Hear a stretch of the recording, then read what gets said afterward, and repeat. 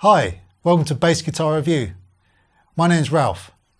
Today we're going to be looking at the Gnome head and cab from Warwick Amplification. So today we're looking at the standard Gnome head, which is the 200 watt version. They do two other models as well. They do a 300 and they do an I. The I has a USB socket for those of you that want to do home recording. Standard version, 200 watts output at 4 ohms, so very, very pokey. It'll do 8 ohms and it'll run at 130 watts with an 8 ohm speaker. Spec wise, input socket, which has a 10 or mohm, they call it, rather than ohm.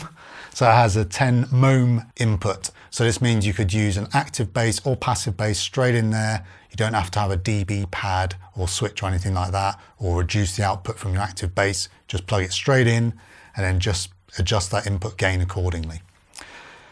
Has a dual coloured LED which will flicker red if the input level is too high or it starts to clip. Active 3-band EQ, bass, mid, treble and output master. So a basic front end. Anyone should be able to get this amp sounding without having to read the manual first. Great little feature, headphone socket, fantastic. Plug in at home, in silence, without having to get your cab out. Bass in, headphones in, practice away. Very, very nice, dry bass tone through the headphone socket. I was very, very impressed. Sometimes they can be a little bit gritty or a little bit brittle. Not at all the case with this one. I thought it sounded great, very warm. On the rear of the head, got an XLR DI. So again, great for recording, great for running out into the PA system. We've also got a ground lift. So if you're playing in the dog and duck, and the mains is a little bit noisy, you've got a ground lift on there. That's our speaker socket, which is a regular 1/4 inch jack, and then IEC input and power switch. First impressions with this head, well, it seems obvious. Look at the size of it. It also weighs hardly anything. You could literally put that in the front pocket of your gig bag, take it straight to a gig, fish it out, plug it in, brilliant. Also, really, really durable. The build quality is fantastic. Even down to the 4 screws on the casing, they're 4 countersunk screws, flush with the surface. So they've actually thought about the construction of this. Brilliant, really durable. No little plastic pieces that could break or get cracked or anything like that. It's a real tough little box. Tone-wise, like I said, I've already mentioned the headphone socket, which is really, really good. Blown away with the punchiness of this head. I plugged a passive jazz bass into it. Sounded fantastic from word go with the EQ at 12 o'clock. Didn't touch anything, just sounded great. No excessive background noise, no hiss. So a very, very clean circuit, really well put together. It has a nice natural compression to it. So if you're playing a small gig, don't feel you need to take compression pedals. It has natural compression to it, which is not overboard, so it's not squeezing everything. It just sounds very natural and applies itself very, very well. Active 3-band EQ, so the EQ will interact with each other. So if you increase the bottom end, you'll find that naturally it will tend to want to kind of bring the mid down a little bit to make that bottom end more subby. Likewise, if you increase the mid, you tend to find that some of the brightness goes. So it has the controls interact with each other.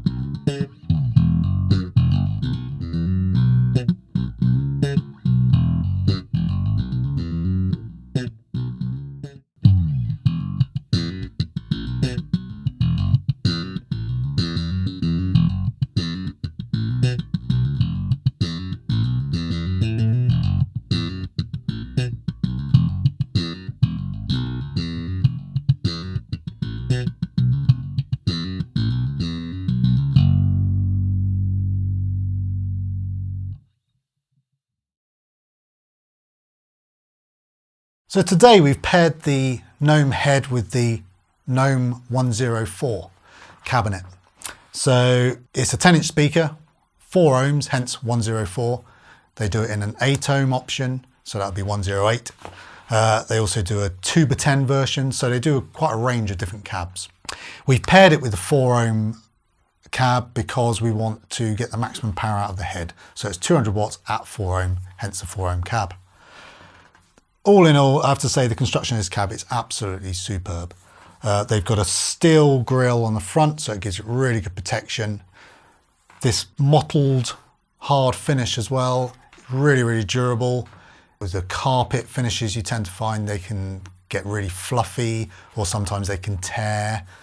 With this finish, it's tough. You're not going to get tears, you're not going to get fluff. Handle-wise, rather than going for recessed handles in the side or the cup style handles inside, they've actually made the handle part of the design of the cab. So it's at the top, so we can put our hand in.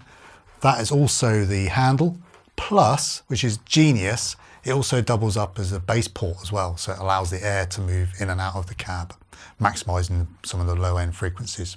Has a built-in tweeter as well, so the tweeter is controllable with a pot on the top of the cab. Again, I think this is just a great little touch. How many times with bass cabs do you find the tweeter control is on the back of the cab, so you either can't see it, or you're rummaging around behind the cab trying to find it, or you bang your bass against your cab trying to find it? With this, so just put it on the top, so you can just look straight down and dial the tweeter in as you want it. It's got a speak-on socket, so you might say, well, that's a bit strange because the head is a 1/4 inch jack. It's one of the combination style speak-on sockets, so you can use it with a speak-on or a speaker jack 1/4 inch will go straight in the center of it. Sound-wise, pairing with the head, for the size, it's absolutely unbelievable. It's got bottom end by the lorry loads, it's punchy. It's not so light that it resonates or it can be a little bit fluffy. It's a real solid, defined sound.